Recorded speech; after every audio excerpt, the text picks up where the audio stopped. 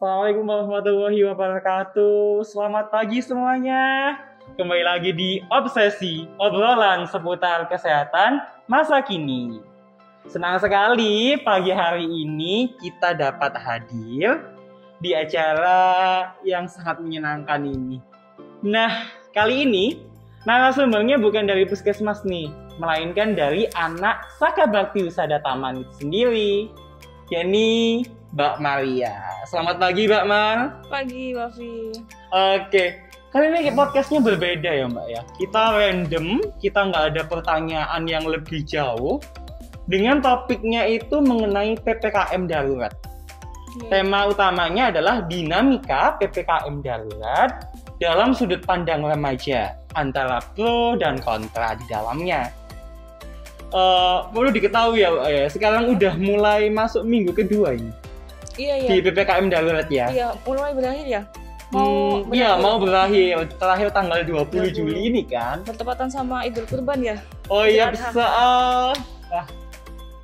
Kayaknya polemik-polemik di PPKM ini sangat banyak sih ya. Kalau anak-anak remaja lihatnya itu, apalagi yang sekarang lagi on trending di Instagram, Twitter, TikTok, dan lain-lain. Itu kayak misalnya apa nih?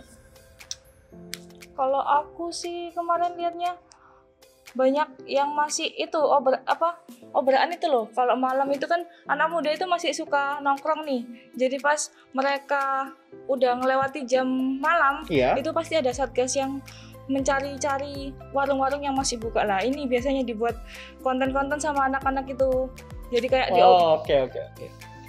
Jadi kayak di Surabaya sendiri itu kan kalau yang nggak patuh akan jam malamnya ya, saat PPKM darurat itu kan diajak tur itu loh, yang ke makam. Oh iya. Ya kan? Jadi kalau misalnya anak-anak remaja nih ya, yang nakal, yang nggak patuh tuh, dia ditertibkan sama Satpol PP-nya, sama Satgas Covid-nya, diajak ke makam Keputih tuh loh, yang disuruh lihat itu pemakamannya, terus diajak ke Liponsos itu biar kan. Mereka tahu ya. Ya betul sekali. Seperti apa. Oh ya Mbak, kan akhir-akhir ini juga lagi musim pancaroba sih sebenarnya ya. Kadang panas, kadang hujan.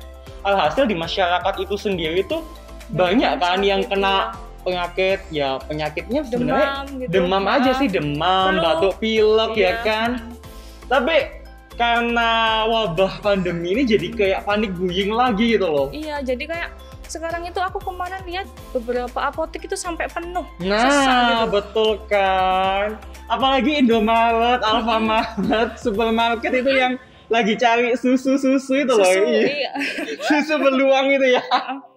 Itu bener-bener langka, sampai kalau kita cari di e-commerce itu harganya sampai melunjak gitu kan. Iya, melunjak 2 kali lipatnya, bahkan deh sampai 16.000 dan lain-lain. Itu emang bener-bener gila sih, hanya untuk susu kayak gitu loh.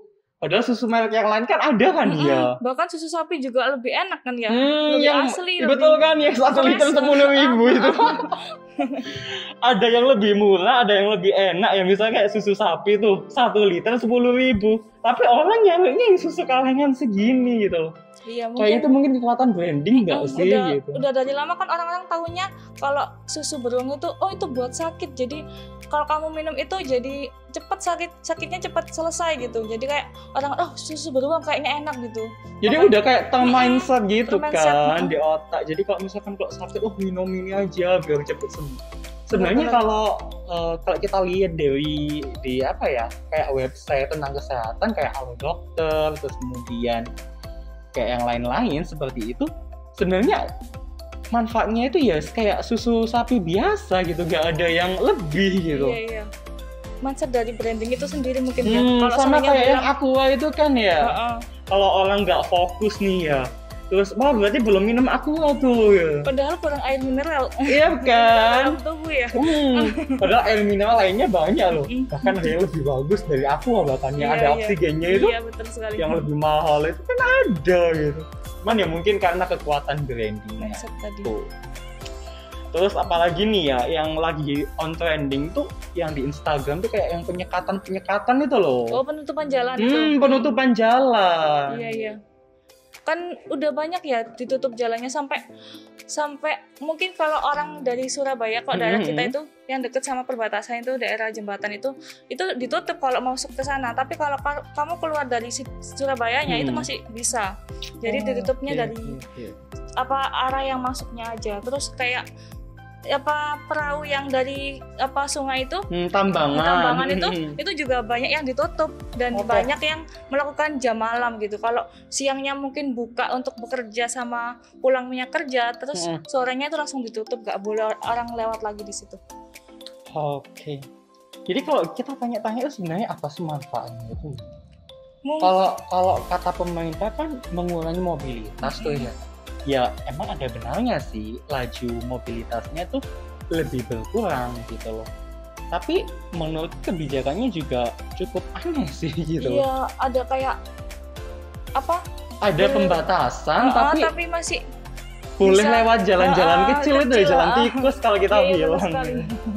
Jadi kayak kan ya percuma gitu loh. Kalau jalan tikus tuh jalannya lebih kecil nih. Terus kalau misalkan lewat kampung-kampung apalagi sepeda motor kan pasti lebih enak tuh, fleksibel, mobilitasnya lebih cepat, lebih lincah, lebih gesit daripada mobil. Itu kan lebih sering menimbulkan tanda kutip macet ya di situ. Yang namanya notabene-nya macet pasti berkerumun. Orang kalau udah macet tuh ya kayak paling udah capek, udah pasti udah kayak lepas masker lah, sumuk lah, lepas helm. Dan itu kan nggak tambah jadi epicentrum penyebaran COVID-nya gitu loh. Iya. Soalnya kemarin dengar temanku yang di rumahnya Wage itu karena jalannya ditutup tadi, sampai depan rumahnya yang gang kecil itu, yang padahal jalannya bergelonjal nih, sampai macet di situ itu. Jadi orang-orang sampai nggak bisa jalan sampai hingga 1 jam. Bayangin di jalan kecil loh ya, bukan jalan besar.